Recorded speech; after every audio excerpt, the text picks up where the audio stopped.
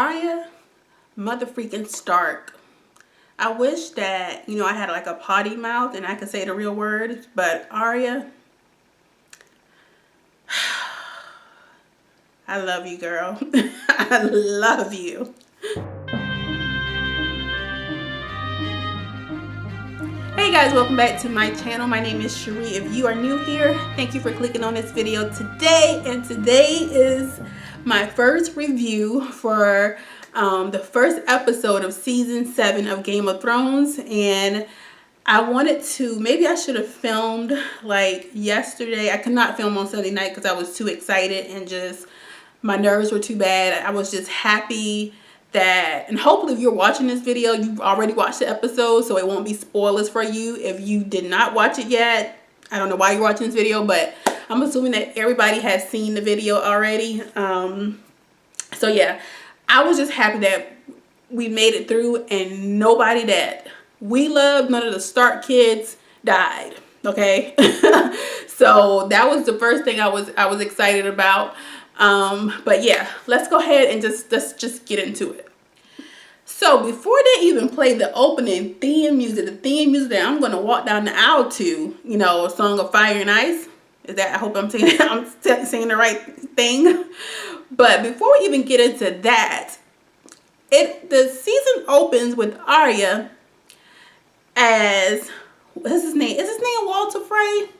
Frey guy, the dude that she killed off. She, of course, had his face on, and she done gathered up all his people, all his friends and family, anybody that had to do anything with that red wedding, they're dead. And at the hands of Arya Stark. So I was just, I'm telling you, go back and watch my season finale review. I am standing for Arya. Standing so hard for her. And then with her, as she's traveling, she done killed everybody. She sees these group of men. I'm like, first on one hand, I'm like, what are they about to do to her? But then I was like, well, what is she about to do to them? Because this girl is a freaking assassin at this point. Like, she's not that little girl anymore. She is the assassin of all assassins in Westeros.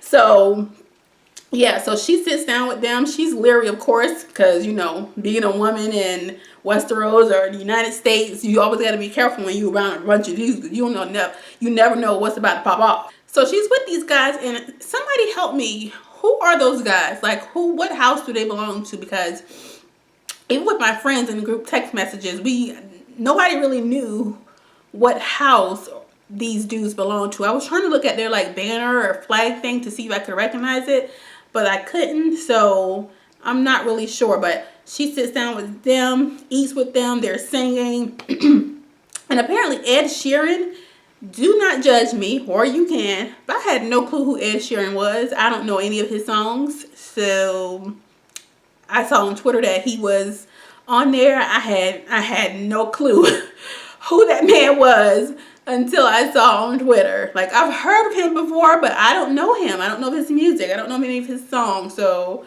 I was like, it's just another white dude. I don't know. So yeah, so she tells them, I'm going to kill the queen. And of course, they don't believe her, but I got a feeling that either her or Sansa is going to kill Cersei. And at the end of this. That's what I believe. I think that. I want that to happen. Alright, moving on to Cersei and her brother lover. Cersei is pretty much a monster at this point. She has nothing to live for.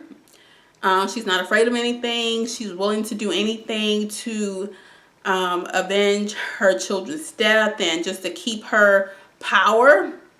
Because she is sitting on the Iron Throne right now. There's nothing that she won't do. Theon's uncle comes in trying to get Cersei to marry him so he can become king and sit on the Iron Throne next to her. But she ain't having it because he really doesn't have anything to offer her. And nobody can trust him. Like, you killed your brother, dude. Well, Cersei technically killed her husband and a lot of other people. So, yeah. They kind of would be a match made in hell. But yeah, so he's going to come back with something that she wants, something that would convince her to marry him. So I'm afraid of Cersei because I know what she's capable of, but Cersei's not aware of the White Walkers, and she's just so I don't know. So Sam's at the master library place. I don't remember the names of these places. And his job, oh my gosh, like that whole scene, that whole montage of things that was playing was like, oh my gosh, ugh, like why do we have to see this over and over?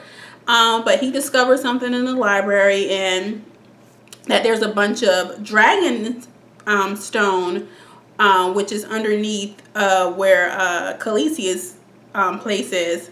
That's the only thing. Is it called Dragon's Glass? I believe is the only thing that can kill White Walkers, and there's a bunch of it sitting right underneath there. So he said he was going to send a raven to Jon, but we never actually saw him send a raven to Jon. So did he actually send a raven? Did the raven get there? I don't know. But we also saw old dude who had his heart for Daenerys with the skin disease. Somebody on Twitter called it Roxima. So the dude with Roxima is still in there. He's still worrying about Dany. He in there about to die, literally about to turn into a stone, and he is still worrying about this woman. I need to find me somebody like that. God dang it. Moving on to the Hound. He's with the people of the light, and I'm trying to figure out where they are, what location they're in. I have no clue, like where exactly are they? But they go into the house and they see a body, an adult with a child, and they're dead.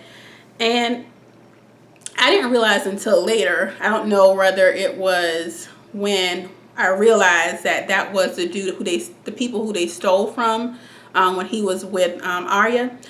So he was really feeling some type of way about that, and he was able to see, what the light people saw. And I feel like because he's lived so long, like he's going to have like a bigger role. He's going to play a bigger part. I think his path is going to cross again with Arya. Is he on her list? God, what if he's still on her list? I feel like he was. I don't know. Somebody tell me in the comments below whether the Hound is still on Arya's list. Good Lord. But yeah, I think that he's going to have a part in just in how this thing ties up and getting rid of the White Walkers. I don't know, but it was good to see the Hound. And last but not least, Dany is home, the breaker of chains, mother of dragons.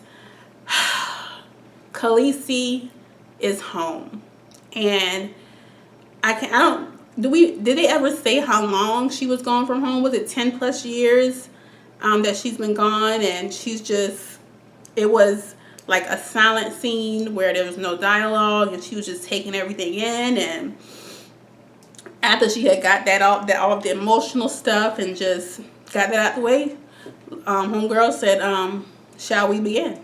And now it's about to begin. So yes, I am excited about this season of Game of Thrones. I am one of the biggest fans of Game of Thrones, and I don't trust nobody that doesn't watch Game of Thrones, including my friend Charnel. If she's watching this, I don't trust you either.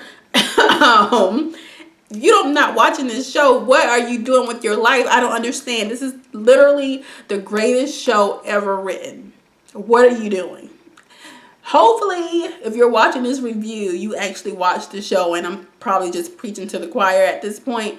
But yeah, I'm excited about this season of Game of Thrones, and apparently it's only 7 episodes. One of my friends told me it was only 7 episodes this season, which, why?